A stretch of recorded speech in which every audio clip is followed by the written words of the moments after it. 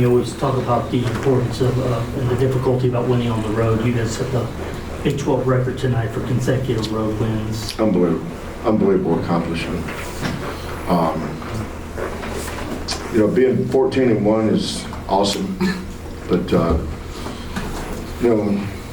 that's something that people will remember this program for. And to be able to do that, you've got to have tough kids, talented kids, mentally tough kids. So you think about all the places that we played, how many great programs there are in the Big 12, and to 12 consecutive. It's hard to win one, it's hard to win two, but to win 12 is just very thankful for the staff I have and the players.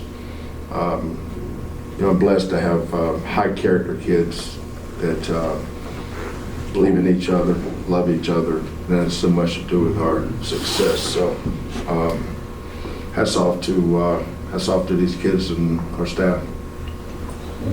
Go ahead, right front. Hi guys, Ryan Myers, Devil's Digest. Thank you guys for your time. I noticed during the pregame warm-ups that you guys had a very unique way of warming up as a team, going over things very specifically and detailing certain parts of the game that you wanted to attack when you guys go out there and actually execute on the floor. And compared to other programs across the league that have seen different things from and comparing and contrasting, what is it about the program that you guys have created that has allowed for such a cohesive unit, and that kind of, how has that started off in like the pregame and practices that translates into the game?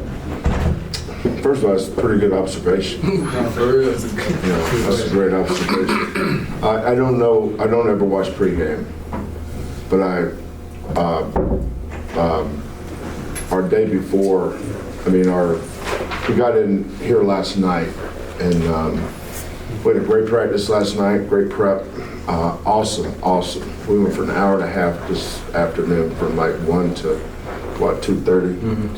Mm-hmm. We script so many things that we may not even have to do, but we're prepared for them. You prepare for the moments that, because you never know when they will be there. But I think we have a great culture, and all the kids that came before them. When you look at our record over the last 8 or 9 years. We have a model that we've been able to sustain over a long period of time, regardless of who's here. It's just the same.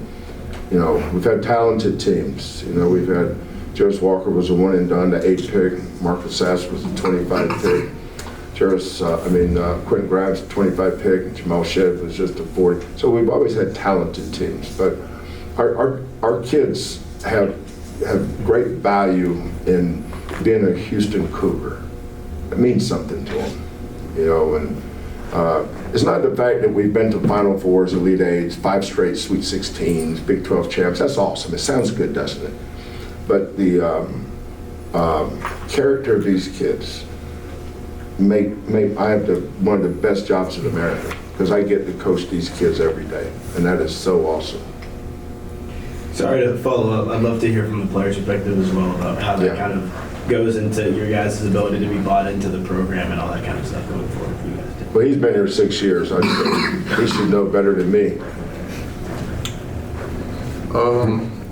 You talking about the pre-practice? Yeah, well, like just the preparation you guys put into the game, and then just all the way you guys kind of prep and you guys go about your pregame warm-ups. That feels very cohesive compared to how a lot of other teams. A lot of guys do a lot of individual stuff, as their own thing. A lot of pregame stuff. You guys have been doing a lot of stuff as a team. Yeah, I feel like it starts with practice too. We drill these stuff that we do before the games every day.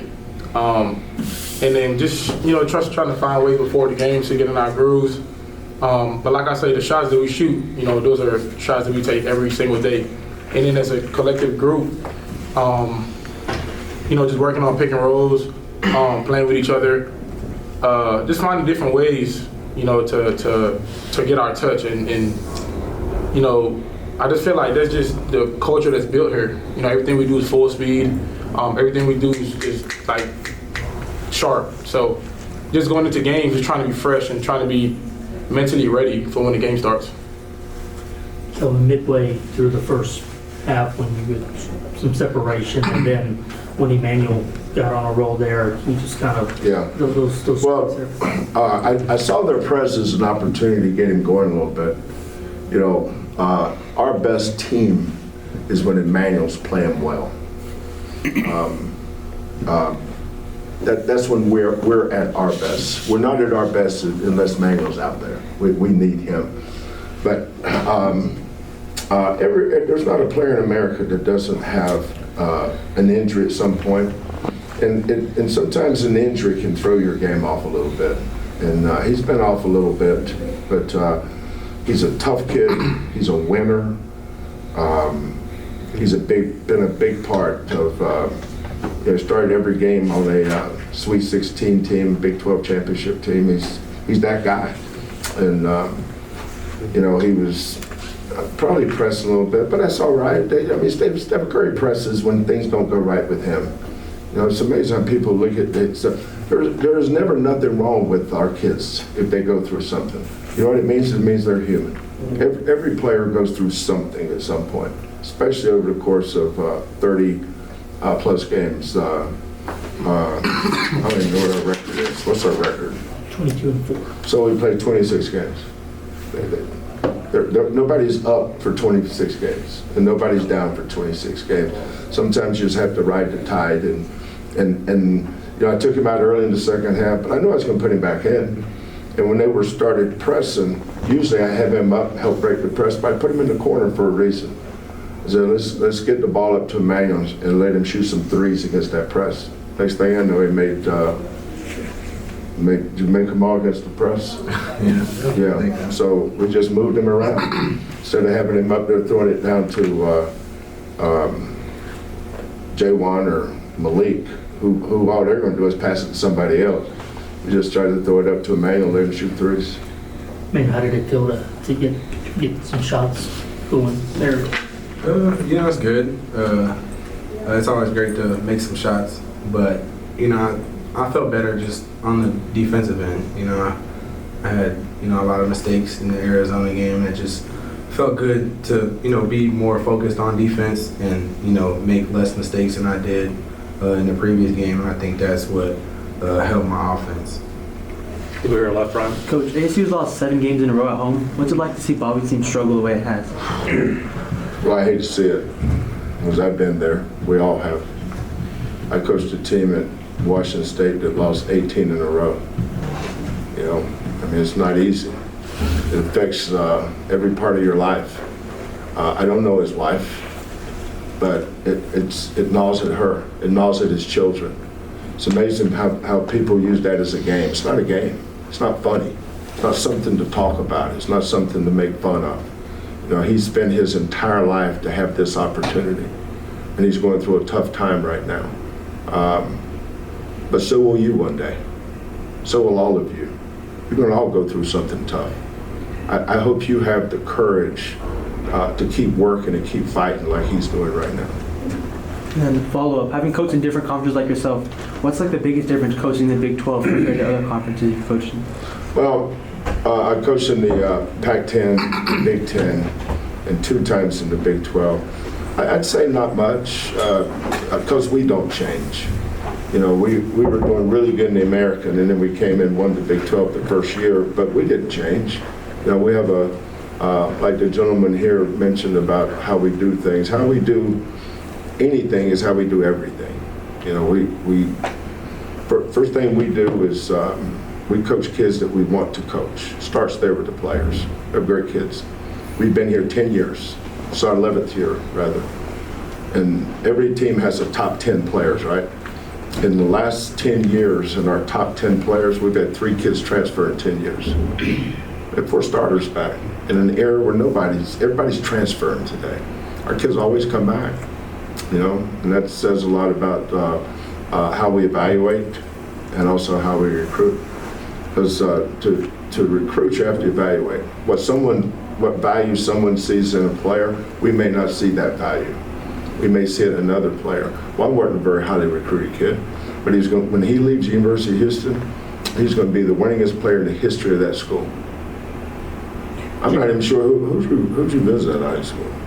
Us? This is my only visit. Yeah, it was 2-star. That's cool. I think he was a 1.75 star. And then he turned it on in July and got up to a 2. Coach, if you have a question. Yeah, J'Wan or Emanuel, just going back to the consecutive road wins. I mean, we talk to you guys all the time about it, but what does that mean to go on the road? You're good at home, you're great at home, but to go on the road and then. It definitely ain't easy, especially in the Big 12. Home or away, it's always going to be a tough game every night you play. And for us to, be on the feet on the road, it just shows, how bad we want to win. Everybody has home court advantage, when you're at home. You feed off the energy. You get going, at home. When you're on the road, it's just you and your teammates and your coaches. So us, I think, trusting each other on the road and going into the game knowing that we can win every road game, I think that, puts the chips on our shoulder that, whatever adversity that we go through, we still can win. Coach, that consistency you talked about from year to year, from roster to roster, and that's something that ASU has kind of lacked over the last few years. How much does that do for you when it comes to offseason prep and getting your guys ready for the next season? The NIL and transfer portal has, it's transformed the game. It's been transformative in a lot of ways. That's where, I've got a great staff, man. I've got an awesome staff. Every one of them is going to be great head coaches one day. And they all played for me. They played for me. They're my former players. So the understanding of what it is we're looking for to play for coach. They know exactly what it is. They're looking for them because they know who can and who can't make it. The other Casey Beard doesn't get enough credit for what he does. He and I worked together coaching the Canadian senior national team in Toronto, trying to qualify for the Olympics. And he was with the Portland Trailblazers and just a video guy. When I took the Houston job, one of the first hires I made was him. Came in as a video guy and stayed with me for now 11 years, and I moved him up. We moved everybody up. Everybody in our program is either a former player or a former manager. It's a family. That's my daughter right there. She's director of operations. My son's the associate head coach. These are my sons. The other program is Tall Family, but this is a family. Last question, we'll go in the back right. J'Wan, this one for you. ASU kind of threw 3 different kinds of big men at you tonight with Jihad, Phillips, and Quaintance. What was sort of your mindset dealing with the specialties of the 3 of them? I would say just trying to, just knowing their strengths and weaknesses, knowing